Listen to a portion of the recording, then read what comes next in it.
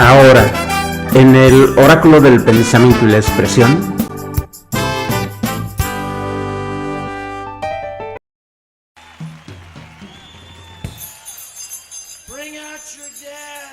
cansancio y desánimo.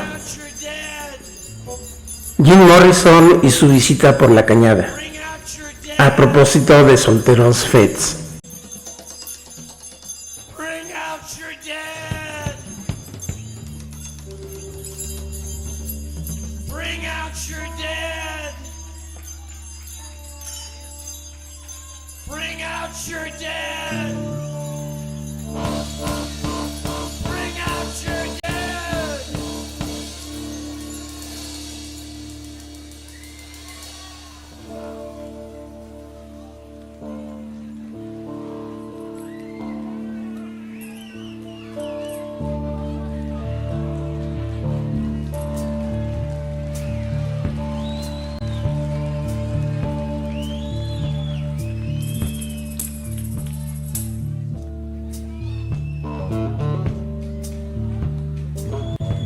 Poco después de haber recorrido varios de los sitios más comunes de esa pequeña ciudad del interior de la República Mexicana, detuvo su andar. Algo de cansancio experimentaba su cuerpo y mucho de desánimo su espíritu. Buscó un sitio para detenerse un momento. Sus pasos lo llevaron cerca del corazón de aquel lugar.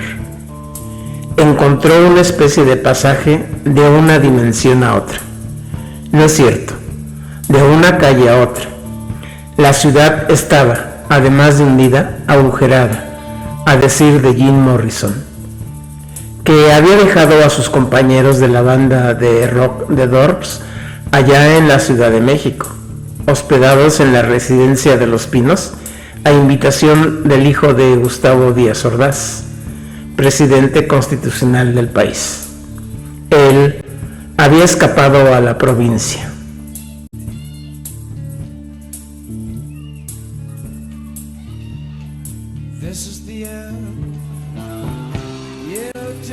Encendió un cigarrillo y lo fumó con suma tranquilidad, como lo hacía en cada concierto. Pero esta vez, Jim esperaba que su presencia no fuera motivo de irritación para las amables personas que por ahí transitaban. Se hallaba en una provincia y aplicaba esa máxima o regla moral provisional cartesiana de que a donde fueres, haz lo que vieres. Fumaba en pausas y silbaba bajo para no molestar. Algo hacía ruido en su cabeza.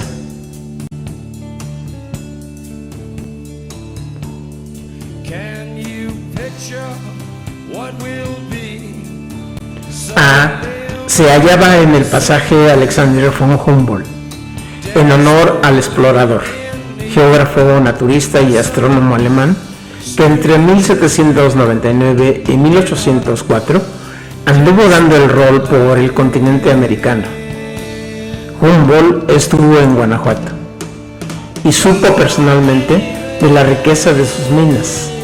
Afirmó políticamente correcto que como productoras de oro y plata, las minas de la Valenciana y las de Rayas eran las más ricas del mundo.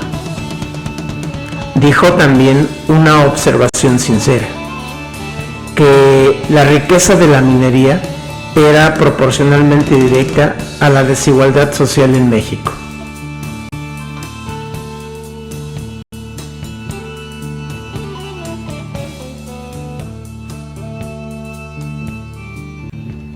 El corredor de aquel pasadizo continuamente se iluminaba de matices diferentes de luz. Jimbo, como a veces lo llamaban sus compañeros del grupo, tomó asiento en la colonial banca de acero forjado, seguramente hecha por las hábiles manos y saberes de algún ingenioso herrero para ese pasadizo. La diversidad de tonalidades de luz, Morrison no sabía si eran por la hora del día o por el decorado colonial de aquellas calles, que parecían ser múltiples y una a la vez, o si de plano, en provincia, el aire, la luz, el tiempo, la memoria, el olvido, etc., poseen otros matices próximos a lo mágico, a lo transparente. O bien, eran sueños, meras fantasías, resultado de una prosa o rima de algún escritor local. Se encontraba en el corazón de la tierra de las pretensiones artísticas e intelectuales.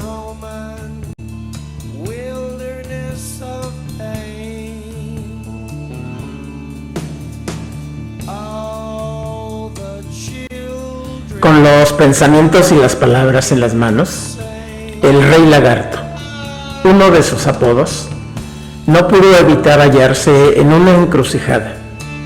Por un lado, experimentaba tristeza por las acciones vistas y dolor por el conocimiento que de manera espontánea nacía en él, como si recordara lo olvidado. Las personas que antes ahí descansaban habían desaparecido, ni rastro de ellas. Estaba solo, como a él le gustaba. Podía quitarse la camisa o bailar si se le pegaba la gana, en tanto no llegara la autoridad. Quién sabe por qué, pero continuamente tenía discrepancias con los representantes del orden, aún en los conciertos.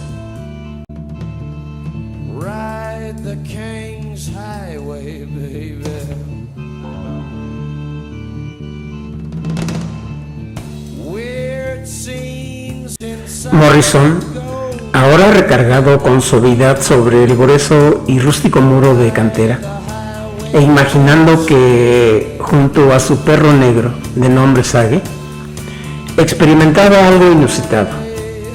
Era como si de pronto el conocimiento se generara espontáneamente en él, como si ya hubiera vivido lo visto. Los recuerdos llenaban su memoria. No podía sustraerse al gozo del pensar, como si hubiera descendido a una región onírica y arcaica, o se hubiera elevado a una región de pureza de las cosas y de las ideas. Frecuentemente Jim se percibía en ese estado o condición, algo natural para alguien que habita el mundo desde el pensar poético y psicodélico también.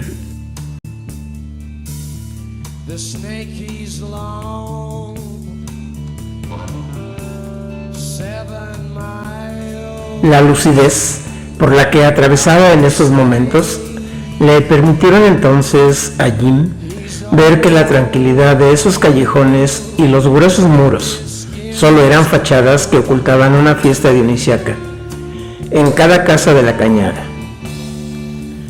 Jim estaba seguro.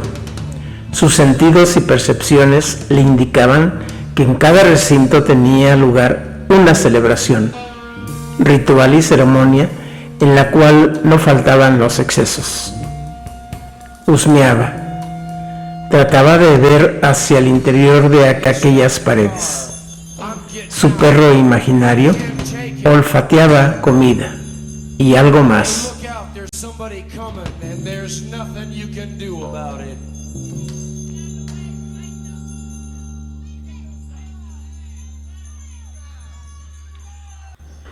Jim Morrison, en su juventud, había escuchado que en octubre, durante 3 semanas, la ciudad entera se convierte en una celebración a Dionisio, una fiesta del cuerpo, bajo el pretexto de las ideas o del espíritu o de la alta cultura. Los habitantes de la ciudad, los invitados, más los visitantes, se entregan por entero al embrujo y hechizo de los poderes de la deidad del vino, pero también de la música, de la carne, de los instintos primaverales. Ese era el rumor. Y él ahora estaba precisamente ahí. Quería encontrar las fogatas, los sitios de sacrificio, desinhibición y de transgresión. En toda ciudad, los pecados se ocultan tras el velo de la moral y la cultura. Aquel sitio presumía de poseer alta cultura.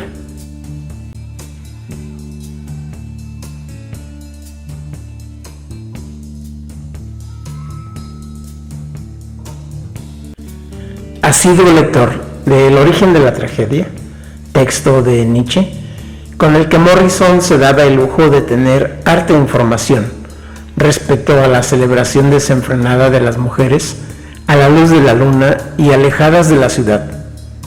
No fue sino hasta esta ocasión que a Morrison le cayó el 20 respecto de los ritos, danzas y celebraciones por parte de las meneades o bacantes. Aquellas mujeres frenéticamente danzando en lo más profundo del bosque, liberadas ya de los trabajos domésticos y zafadas de la autoridad del marido, aunque descuartizadoras de las costumbres, tradiciones familiares e hijos, precisamente por efecto de los poderes y danzas en honor al dios de la embriaguez, del sueño y del arte.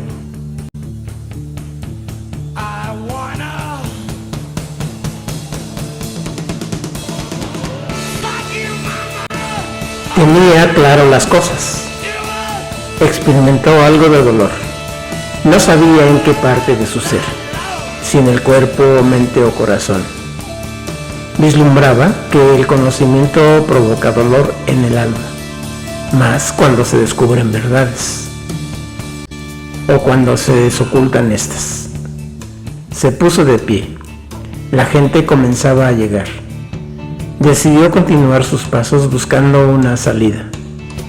Aquel chispazo de ideas o de conocimiento le hacía entender a Morrison, paradójicamente, que él era la contraparte a la esfera apolínea, racional y del discurso del orden.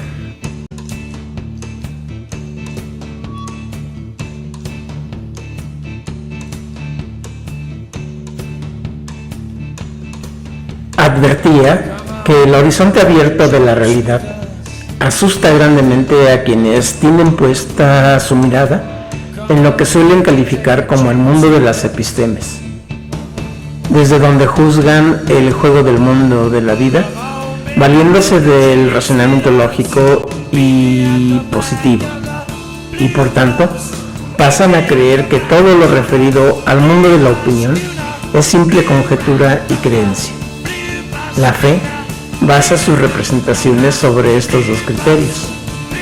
También se daba cuenta de que se encontraba en una región sumamente religiosa. Debería ser precavido e ir con tacto.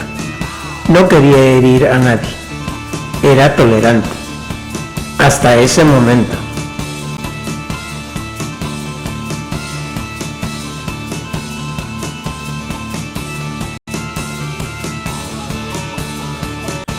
Curiosamente, a Jim Morrison, que en apariencia se le identificaba con la parte sensible de la idea o de la cultura, es decir, las artes en general, los mitos, los saberes tradicionales y populares de los pueblos originarios, comenzaba a mostrar interés, particularmente por el mundo de la alta y refinada cultura.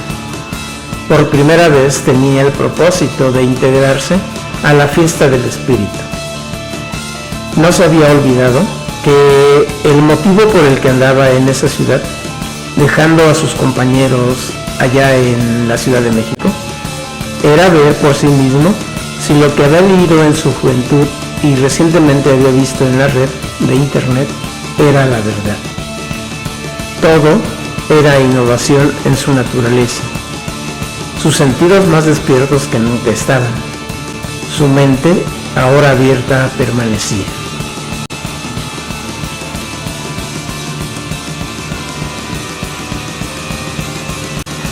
Jim Morrison no había tenido dificultad alguna en aceptar la jerarquía de su constitución en el orden de los seres del mundo de las ideas.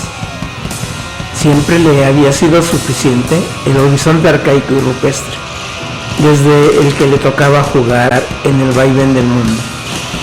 Jamás tuvo discrepancia con tal situación, pero ahora quería experimentar el espíritu refinado que se decía campeaba por toda esa ciudad, específicamente allí en el centro.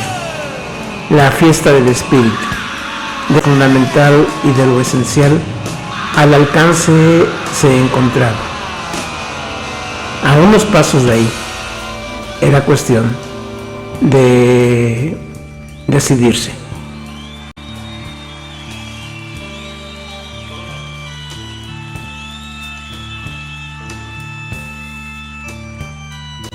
Como pudo, a empujones incluso, se metió en medio de la gente.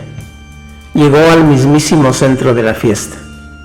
Esperó ahí pacientemente por varios minutos, con actitud abierta y mente despejada de prejuicios contra los cabellos con gel, los zapatos bien boleados, los cuerpos perfumados y los conceptos llenos de contenidos comunicativos y performativos.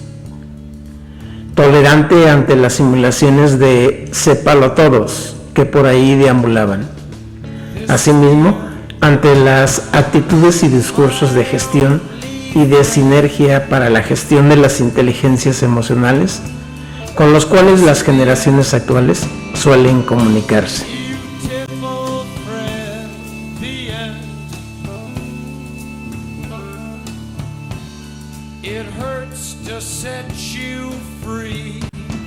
Jim Morrison se concentró más de lo acostumbrado. Su mente y sentidos se agudizaron para que lo esencial, vital, profundo, universal y necesario no se le fueran a escapar. No quería perderse de nada. Sin embargo, pronto se impacientó. Su naturaleza dionisíaca lo reclamaba. Entendía más bien que se había internado en el centro mismo de las apariencias, de los simulacros, de lo más retorcido de la cultura, como las calles, callejones y túneles mismos de la ciudad. Entendía o comprendía eso, más bien parado en el epicentro donde se generan los principios que impiden ver a la gente más allá de las sombras. Creencias, doctrinas, actitudes, comportamientos, etc.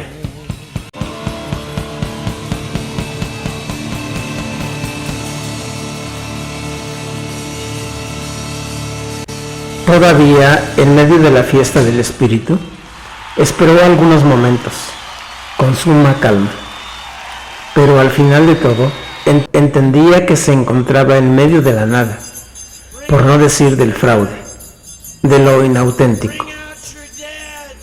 No había percibido siquiera mínimamente algo fundamental, radical, esencial, sustantivo, como aquello a lo que la cultura debe dar lugar en la experiencia humana. ¿Dónde están las ideas?, se preguntaba. Todo era humo. No veo ningún profundo precipicio. No experimento ningún éxtasis.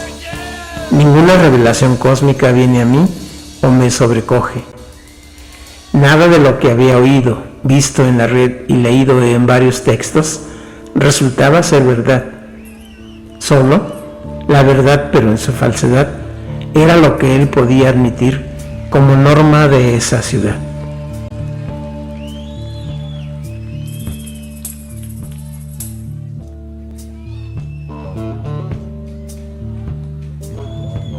Nada esencial intuyó, solo el vacío como espectáculo de la cultura del espíritu observó, cosa que sucede cuando la idea se hace sensible y se pone al rasero de los sentidos. En ese lugar ninguna reminiscencia arcaica se manifestaba, mucho menos una revelación rupestre. Corroboraba entonces Jim Morrison que la gente ahí no se da cuenta del mundo de las simulaciones en las que habita. Confunden lo esencial con el espectáculo. Se han apartado de lo simple, de lo gratuito y de la hospitalidad. Había muchos detalles como pruebas contundentes de que todo ahí era apariencia. Podría Jim señalar o hacer mención de varias, pero para el caso bastaba simplemente lo siguiente. El centro de todo era una rondalla que amenizaba el momento. Y un Oxxo, donde la gente entraba y salía. No aguantó más. Salió corriendo de allí. Era mejor. Estaba molesto. Gimbo había perdido el entusiasmo.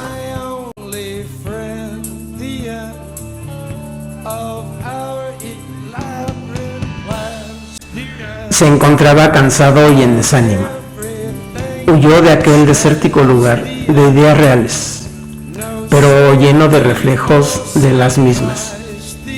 Confiaba en que por el rumbo de los callejones y por la subterránea podría encontrar originalidad y autenticidad. Lo periférico. Era mejor escabullirse de esa céntrica calle, repleta de simulaciones, antes de que los agentes de la ley llegaran a echarlo. Por el momento quería permanecer sin líos con la policía. Ya le bastaba a Morrison con las verdades que sus ojos habían visto.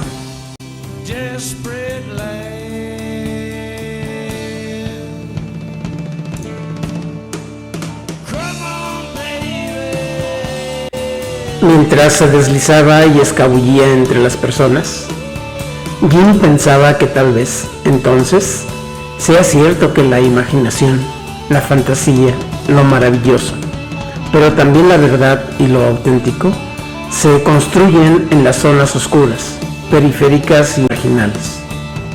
Pensaba Morrison que el centro se apropia y hace suyo lo que no le corresponde, como es el caso de la Cañada, y como allí todo está ensimismado o amontonado, es imposible tomar distancia de las cosas, situaciones, procesos, etc. Volveré al callejón, dijo finalmente Jim. Estaba cansado y en desánimo.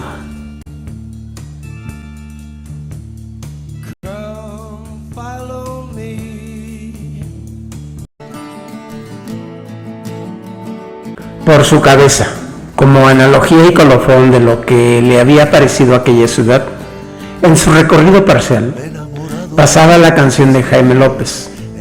¿Qué fue de la gran Betty Boop? Era de la opinión Jim Morrison de que esta canción es como lo que sucede en esa ciudad.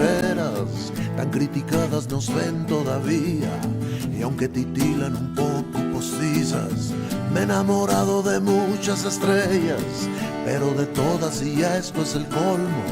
De carne y hueso no es la que adoro, tal vez es su voz, tal vez es su look. Dime qué fue de la gran Betty Boop.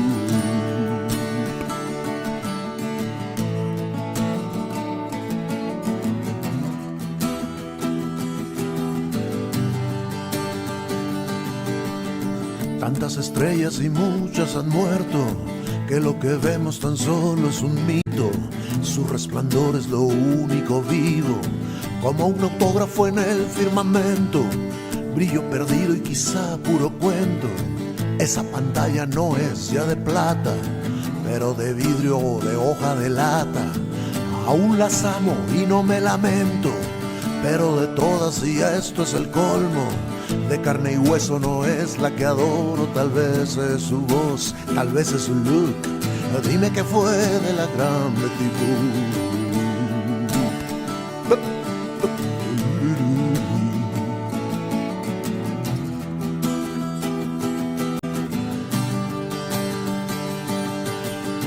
Me he enamorado de muchas estrellas, en el burlesque, en el teatro, en el cine, de la pantalla a los magazines. Toda mi vida no he visto más bellas. Suelen decir que no son de a de veras, tan criticadas nos ven todavía, y aunque titilan un poco postizas, me he enamorado de muchas estrellas. Tantas estrellas y muchas han muerto, que lo que vemos tan solo es un mito. Su resplandor es lo único vivo, como un autógrafo en el firmamento. Brillo perdido y quizá puro cuento. Esa pantalla no es ya de plata, pero de vidrio, de hoja de lata. Aún las amo y no me lamento, pero de todas y esto es el colmo. De carne y hueso no es la que adoro, tal vez vez es su voz, tal vez es su look. Dile que fue de la gran Betty Boo.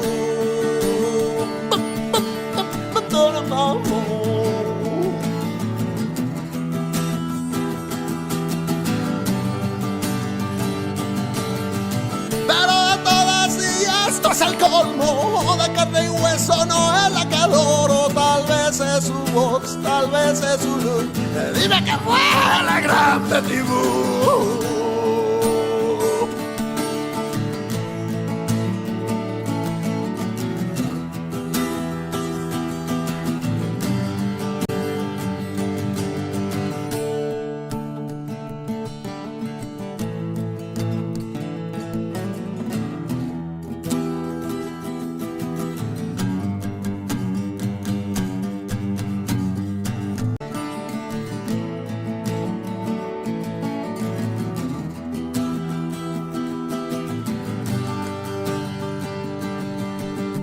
Me he enamorado de muchas estrellas, en el burlesque, en el teatro.